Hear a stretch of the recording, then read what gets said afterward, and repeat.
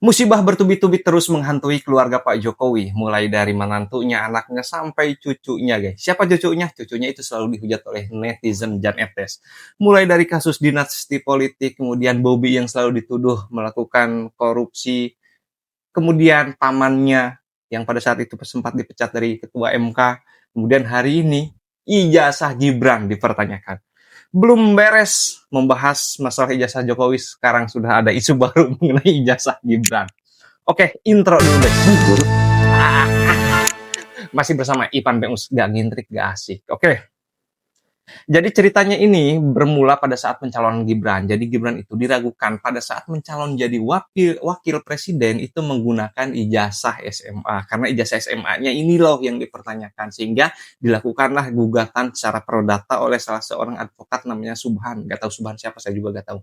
Namanya Subhan. Dia menggugat ijazah SMA Gibran yang kurang lebih itu tidak bisa disetarakan katanya dengan ijazah dari luar negeri. Karena di luar negeri itu mungkin namanya bukan SMA atau apalah, sehingga digugat. Dan tahu gak yang digugatnya berapa? Dia itu dituntut untuk mengganti kerugian sebesar 125 triliun Gibran dan KPU. Coba bayangkan, 125 triliun, bos.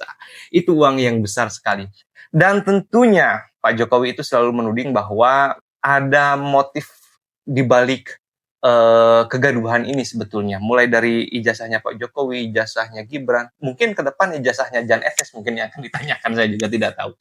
Tapi katanya ada backingan dari makhluk besar ataupun dari orang besar yang membacking terkait masalah kasus ini. Kenapa sih banyak sekali musuh-musuh Pak Jokowi hari ini, mulai dari Roy Suryo CS, kemudian hari ini datang yang baru, dan banyak lagi yang menghantam keluarga Pak Jokowi. Jujur saya sangat kasihan,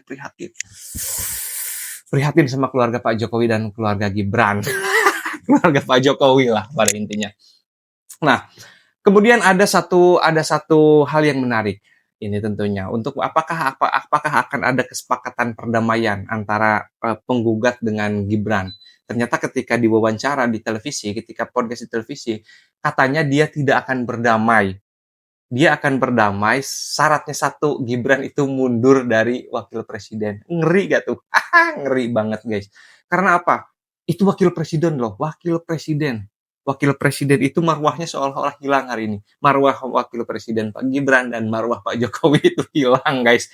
Gara-gara apa? Gara-gara isu ijazah, isu sepele. Padahal kalau isu yang substansial kan banyak isu. Dinasti politik itu saya kira lebih substansial. Isu mangkraknya IKN itu lebih substansial. Ataupun isu pada saat pencalonan Gibran jadi wapres yang pada saat itu diloloskan oleh MK itu kan lebih substansial. Seharusnya fokus ke sana. Kenapa ini ijazah yang jujur, ijazah ini marwah presiden, marwah wakil presiden, dan Pak Jokowi ini luntur, guys.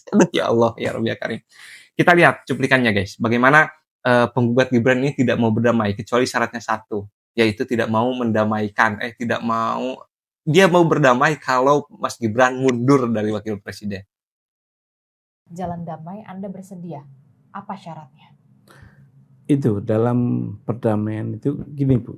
Dalam proses di pengadilan, kalau gugatan perdata itu ada forum mediasi.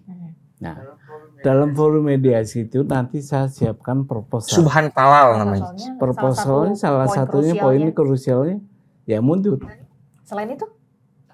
Enggak, saya nggak minta lain. Damainya cuma itu aja. Karena gini, Bu, kenapa saya minta itu?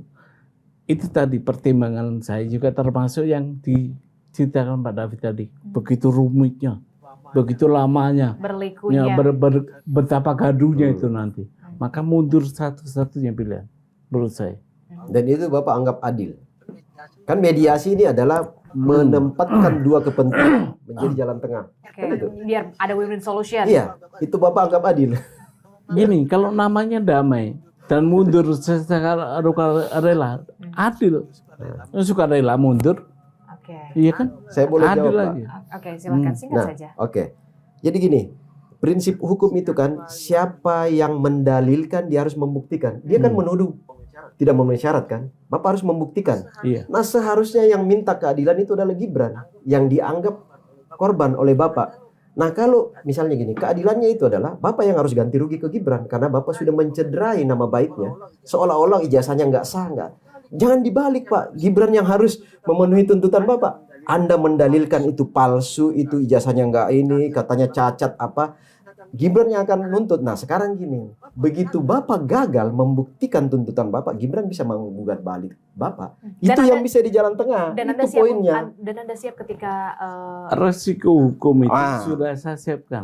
Ini yang keren guys. Siapa yang mendalilkan, dia yang harus membuktikan. Ketika dia Pak Subhan ini kemudian menyangka bahwa persyaratan Gibran ini tidak sah karena ijazahnya tidak bisa disetarakan dan lain sebagainya lah kurang lebih. Ketika Bapak ini kemudian tidak bisa membuktikan itu, maka Gibran itu akan menuntut balik ataupun akan menggugat balik dengan kasus pencemaran nama baik dan lain sebagainya.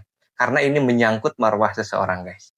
Tapi siapa tahu, kita tidak tahu ke depan apakah si Bapak ini akan mampu membuktikan bahwa Gibran itu gagal dalam proses pencalonan karena ijazahnya itu katakanlah ilegal ataupun tidak bisa dibuktikan.